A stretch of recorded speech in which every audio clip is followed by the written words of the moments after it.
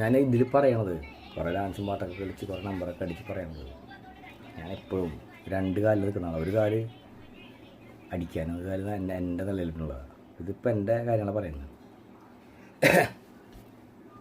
ഈ റൈറ്റ് സഹോദരന്മാർ വിമാനം പറത്തുന്നതിന് മുമ്പ് പൂനെയിൽ എന്തോ ശിവക്കർ പാടിയ ഒരാൾ പറത്തിയിട്ടുണ്ട്. ഭാരതീയനായതുകൊണ്ട് ചാവട്ടി തേച്ച് ഇംഗ്ലീഷുകാർ ചാവട്ടി തേച്ച് നശിപ്പിച്ചായിരുന്നു. അതിൻ്റെ ശാസ്ത്ര കോൺഗ്രസ്സിലൊക്കെ അതിൻ്റെ സംഭവങ്ങളുണ്ടെങ്കിലും സംഭവം നടന്നുണ്ട്, തെളിവില്ല.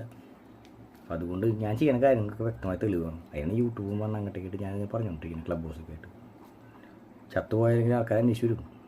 നടന്ന സംഭവം ചെറിയ സംഭവമല്ല. ഇന്ത്യ ആയതുകൊണ്ട് ഇത് കേരളം ആയതുകൊണ്ട് മാത്രമാണ് ഞാനിപ്പോൾ ഇവിടെ ഇങ്ങനെ ഇപ്പോൾ നിൽക്കുന്നത്. വേറെ വല്ല രാജ്യത്താണെങ്കിലല്ല തൂക്കി പിടിച്ചുകൊണ്ടു അന്വേഷണം ഗവേഷകർ അവർക്ക് യുക്തിയുണ്ട്. അപ്പം അതുകൊണ്ട് തന്നെ ഈ ഒറ്റയാൾ പോരാട്ടം, ഈ ഏകാന്ത യുദ്ധം, കുരുക്ഷേത്ര യുദ്ധത്തിൽ ഞാൻ രണ്ടും കൽപ്പിച്ച് ഇറങ്ങാൻ പോവാണ്. അതിൻ്റെ തയ്യാറെടുപ്പുകളാണ്. നമുക്ക് അർഹതയായിട്ടുള്ള ആൾക്കാർ കൂടെ വേണം. അർഹതയില്ലാത്തൊരു ജീവിതത്തിൽ നിന്ന് പോകണം. ചതി വഞ്ചനയൊന്നും ഉണ്ടാവാൻ പാടില്ല. കാരണം നമ്മൾ നിഷ്കളങ്കായിട്ടാണ്. ആകം മുഴുവൻ ശുദ്ധമാണ്. അവധൂതം എന്ന് പറയുന്നത് ആകം ശുദ്ധവും പുറത്ത് ചിലപ്പോൾ പരസ്പര വിരുദ്ധമായിട്ട് സംസാരിക്കുന്നതാണ് അവധൂതം, അഗ്നി വരുന്ന ദൂതം എന്ന് പറയുന്ന രീതി. കാരണം അകത്തുനിന്നാണ് നമുക്ക് അറിവുകൾ വരിക. അകം എന്ന് പറയുന്നത് എൻ്റെ ശരീരത്തിൻ്റെ അകമല്ല, ഈ പഞ്ചഭൂതത്തിൻ്റെ അകമാണ്. അങ്ങനെ ഇത് മനുഷ്യന്മാർക്ക് സമാധാനം ഉണ്ടാക്കാനോ നിത്യശാന്തി നൽകാനോ മുക്തി ഉണ്ടാക്കാനുള്ള മണ്ണാങ്കട്ടിയൊന്നുമല്ല. ഇത് ശാസ്ത്രം ഡെവലപ്പ് ചെയ്യാനുള്ള ഒരു മാർഗ്ഗമാണ്, ഒരു പൂർവോക്ഷ മാർഗം.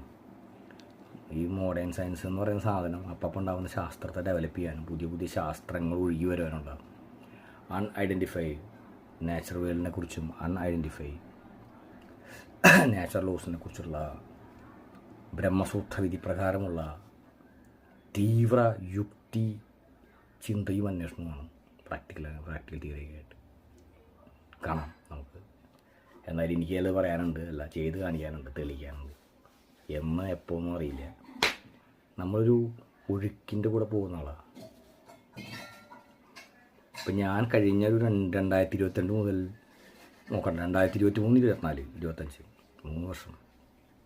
23 ഫുൾ പ്രാക്ടിക്കലാണെങ്കിൽ 24 തിയറി ആയിരുന്നു എൻ്റെ ലൈഫിലെ തിയറി. അതിൽ നിന്നാണ് വേദം ഉണർന്നത്, ഉപനിഷത്ത് ഉണർന്നത്. ഒരുപാട് റിച്വൽസിൻ്റെയും അതുപോലത്തെ വിദ്യകളുടെയൊക്കെ പ്രാക്ടീസ് നടന്നു. കാണുമ്പോൾ പ്രാകൃതമാണെങ്കിലും അത് വളരെ അതിസൂക്ഷ്മ തലത്തിൽ അതിന് പ്രത്യേകതകളുണ്ടായിരുന്നുള്ളതാണ് നമ്മുടെ കണ്ടെത്തൽ. അതായത് നമുക്ക് ഗുണമുള്ള മനുഷ്യരുടെ ഗുണമുള്ള എന്തെങ്കിലും എനിക്ക് നൽകാൻ പറ്റുവാണെങ്കിൽ ഊട്ടി അല്ലെങ്കിൽ ചട്ടി അത്ര